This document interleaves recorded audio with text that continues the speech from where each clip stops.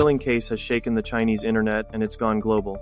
A man, disguised as a stunning woman known only as Sister Hong, scammed over 1,600 men. But this wasn't just a catfishing scheme. He lured victims into real-life sexual encounters, secretly recorded them, and leaked the footage to private online communities and even the dark web. The worst part? Most victims didn't even realize they were being recorded, or that the woman they met was a man in disguise. Who is the mastermind behind Sister Hong? How did one person deceive so many, destroying reputations, careers, and lives along the way? You have no idea how deep this hole goes. This is Trace Zero.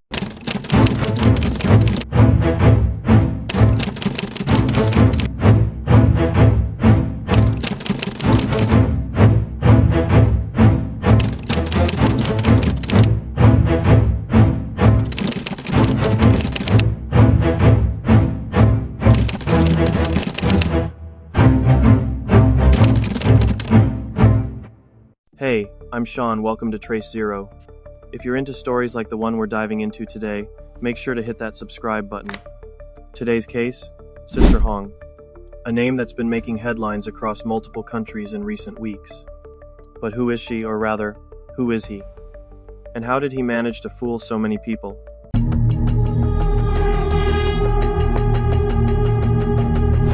Sister Hong was actually a middle-aged man. His real name? Jiao, that's his family name. On his live streams, he claimed to be a 60-year-old woman. But when he was arrested, he said he was 36.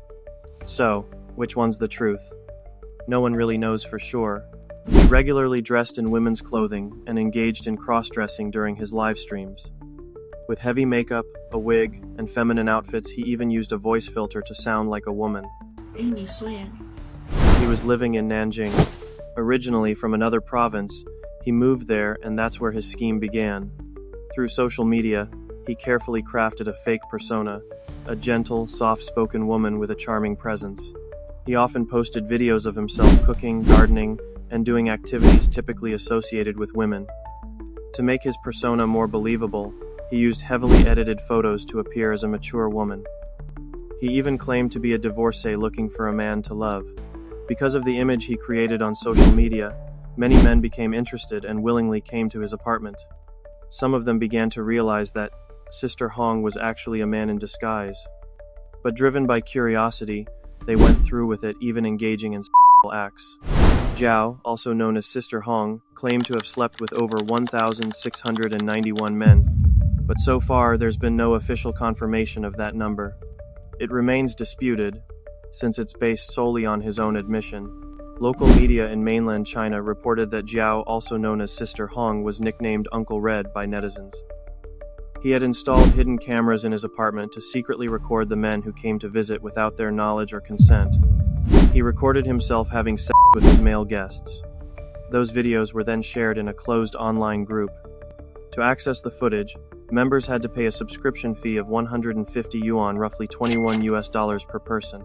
It's known that Sister Hong offered intimate services for free. In return, he only asked his guests to bring small gifts as a condition for meeting. Things like lubricant, cooking oil, fruit, milk, or other household items. Some of the visitors looked neat, attractive, the kind of people you'd never imagine falling for Sister Hong's act. But somehow, he still lured them in, inviting them to sleep with him. I also found a source saying that Jiao, also known as Sister Hong, had unprotected. This first came to light when some of his victims started feeling uneasy. Sister Hong was becoming more recognizable, and his real identity slowly unraveled. After videos and photos of him began spreading across social media, people started recognizing the faces in the leaked videos. Some would say, "Wait, isn't that him?" Or, "That's my neighbor." And slowly, it became clear who the victims were. Soon, people started confronting them directly. "Did you sleep with Sister Hong?" The victims were confused. They asked, "How did you even know?" And the response? "Your video's been going around." The victims were shocked. "My video?" They had no idea they were being recorded. No cameras, nothing they were aware of. And that's when the victims started to break. What made it worse was how they found out about the videos. Not from themselves, but from other people. Some heard it from a friend, some were confronted by their fiancés, and the worst of all, some found out through their own parents. Some people even managed to find the social media accounts of the men who had fallen victim to Sister Hong. Out of curiosity, people started using reverse image search to identify the victims' faces, and sure enough, their real identities and social media profiles were uncovered. It's heartbreaking. As more and more victims were identified, and their faces began to circulate online, the case exploded and shook the internet. The case quickly shot to the top of trending topics across social media, maybe even on yours. What made it so explosive? The leaked videos contained explicit content and were shared without the victim's consent. Sister Hong, a man who enjoyed dressing as a woman, successfully deceived over 1,600 men in just the past 3 years.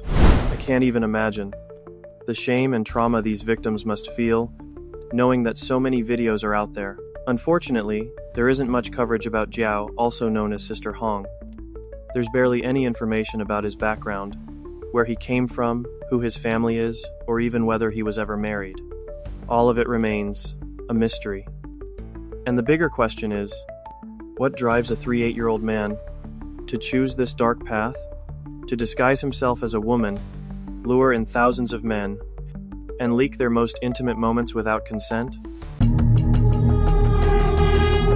The first motive is money. There's clear evidence of this through the profits he made from the explicit content he shared. Even though Sister Hong didn't directly charge the men who visited him, he earned a substantial amount of money by secretly recording them, then selling those videos to paying members through private online groups, and even on the dark web. Each membership reportedly cost around 150 yuan, roughly 21 US dollars.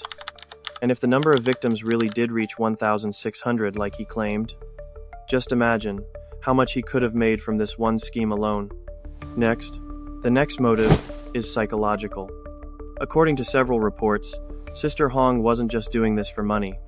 He was driven by emotional needs, personal fantasies, and a deep desire for control. One of the clearest signs? He posed as a married woman on dating apps, crafting a forbidden love story that played right into the fantasies of many men. Some victims even described feeling emotionally connected, drawn in by the persona he created, a gentle, caring housewife looking for comfort and affection. He didn't just manipulate emotions, he recorded every encounter in secret. And in doing so, he positioned himself as the one in control, the one writing the script, pulling the strings, and watching it all unfold from behind the mask. Next, and finally, the darkest motive of all. There's a disturbing rumor that Sister Hong is HIV positive, and that he intentionally had unprotected sex with several victims. Some believe he didn't want to suffer alone. He wanted to spread what was inside him. While this has not been officially confirmed, the concern grew so serious that the Nanjing Center for Disease Control launched a free health screening program for anyone who believes they may have been exposed after being with Sister Hong. Aside from the explicit videos that shocked the internet, many online users, especially women, were stunned by something else: the background and appearance of the victims. A number of them were young men with attractive looks, athletic builds, and in some cases even foreign nationals. Some appeared to come from respectable or professional backgrounds. This sparked disbelief among netizens. How could men like that fall for Sister Hong? Who were they, really? One of the victims was a fitness influencer named Qian. At the time, he was only 25 years old and active on Douyin, China's version of TikTok, under the username Xiao Hongsu. He was known as a personal trainer at a local gym where he worked and trained clients. Chiang regularly shared content about workout tips, healthy living, and life motivation. With his athletic physique and friendly personality, he had gained thousands of followers who admired him. But everything changed when an explicit video of him in an intimate encounter with Jiao, also known as Sister Hong, was leaked online. Once the clip went public, Chiang's face was quickly recognized by his followers. Netizens began to spread the video, share screenshots, and even turn his expressions into memes.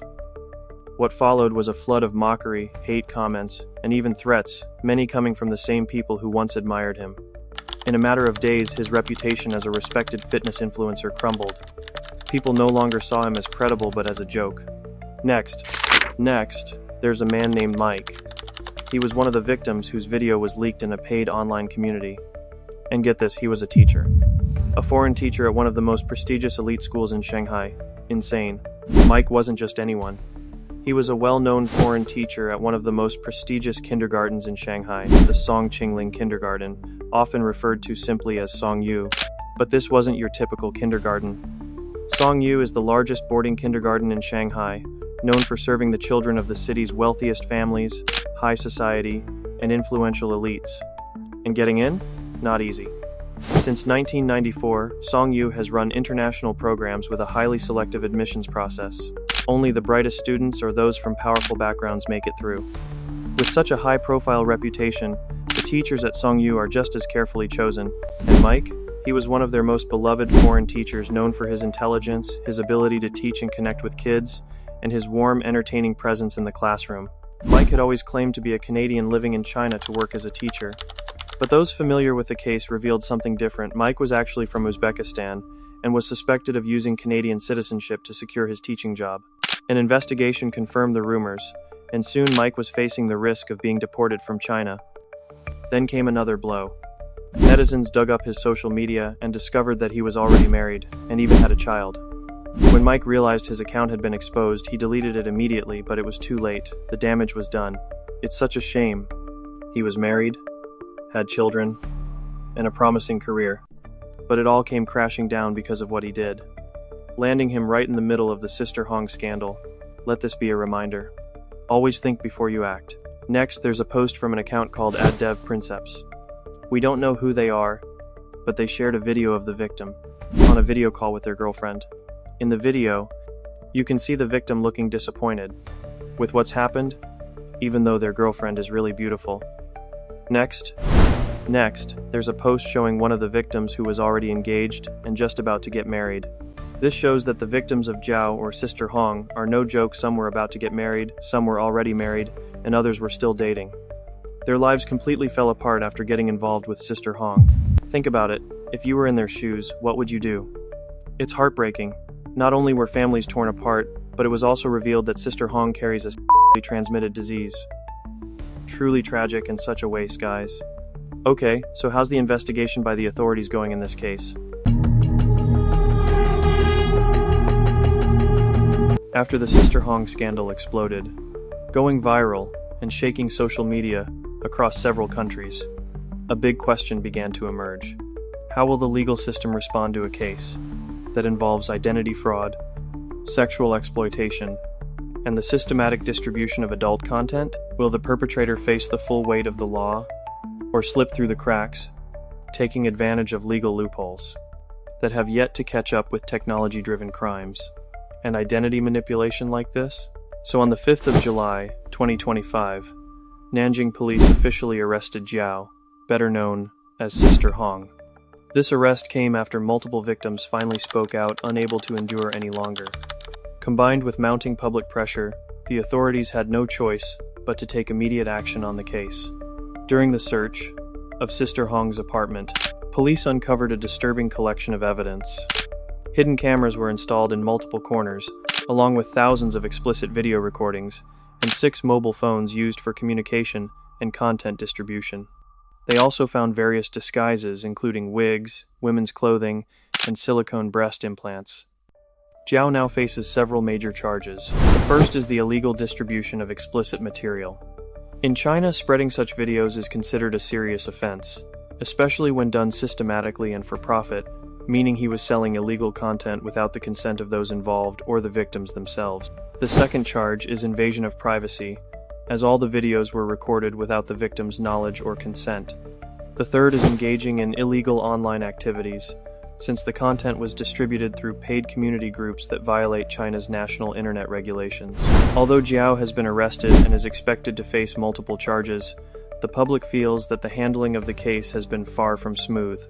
One major reason is the lack of official reports from victims. Many are too embarrassed to come forward, fearful of social stigma, or simply unaware that they have been victimized. Some may have believed their encounter with Zhao was just a one-night stand, without realizing it had been recorded and widely circulated online. Without direct reports and testimonies from the victims, proving the case in court becomes significantly more difficult due to the lack of witnesses and formal evidence. This has slowed the legal process. Furthermore, the encounters between Zhao and his victims were consensual and did not involve physical violence. They willingly engaged. In fact, even when some victims knew that Sister Hong was actually a middle-aged man, they still went through with it without coercion. This has sparked debate. Can identity deception be classified as sexual fraud under the current legal framework, or could Sister Hong end up receiving a lighter sentence, or even walking free, because the acts were mutually consensual? But honestly, with those videos circulating, she should be facing some serious charges, right? After all, the recordings and distribution were done without the victim's consent. Or is it all pointless because no victim wants to testify? Drop your thoughts in the comments. I want to hear what you think. Next, so here's a new twist that just makes this case even messier. Word on the street is that Sister Hong, or Zhao, might be HIV positive. And that's a huge deal, super dangerous for a lot of people, especially since none of the victims knew she was carrying this kind of infection. Some of the victims who went through health checks tested positive. Although there's no official confirmation that they caught it directly from Sister Hong, most of those who tested positive are her victims. In response, the Nanjing CDC set up free testing services for anyone who thinks they might have come into contact with Sister Hong. This case is clearly not just about legal violations, it's also a serious public health and community safety issue. This case has become a national health concern, with an estimated 1,600 victims trapped by Sister Hong. Law enforcement is also cracking down by removing Sister Hong's videos from the internet. Police are working with digital authorities to take down all explicit content spread across various platforms linked to Sister Hong. Even though much of the content has already circulated in private groups and on the dark web, the government has issued a strong warning to the public not to share these videos again to protect the victims' privacy and prevent further trauma. The Chinese government warns that those who ignore this could face severe repercussions. Eventually, as the case kept growing and gaining attention, the Nanjing Public Security Bureau Jiangning branch released an official statement on the 8th of July, 2025. They clarified the suspect wasn't 60 years old as many had believed, but actually 38, and had been detained on suspicion of distributing explicit material. For a long time, the victims thought Zhao was a 60-year-old woman, so the police set the record straight about her real age, and also corrected the exaggerated number of victims that had been going around. The confirmed number of victims is 237. That earlier claim of 1,600? Way overblown. Honestly, I was skeptical from the start. The math just didn't add up. Even so, 237 is still a staggering number. As for the rumor about 11 people testing positive for HIV, police have confirmed it's false. Platforms like Douyin have already moved quickly to scrub this misinformation from the internet, but I'm still wondering how could hundreds of people have unprotected contact and still be safe? Or maybe the Chinese government doesn't want this to get international attention, which is why they're calling the HIV stuff just a rumor? I don't know. What do you guys think? Which side do you believe? Is it the truth, or is there some kind of cover-up going on? Drop your thoughts in the comments below. I'm really curious about your thoughts. After the Sister Hong case broke out, media and netizens reacted strongly. The hashtag Sister Hong quickly went viral on Weibo, Douyin, and other forums, racking up over 200 million views in just 48 hours. This incident became one of the biggest digital scandals in China in 2025. But instead of serious talks, social media kinda turned into a stage for jokes and memes. Some even compared Sister Hong to anime characters or comedians. And that's it, guys, our deep dive into the case of Sister Hong, who allegedly scammed as many as 1,691 people. What do you think about this case? Drop your thoughts in the comments below. I'm really curious to hear your opinions and can't wait to read them. Alright, we'll wrap it up here. Thanks for watching until the end, and apologies if there were any mistakes or inaccuracies in this video. If you're still watching this, maybe you're looking for something I am. I'm Virell, and I'll see you next time on Trace Zero.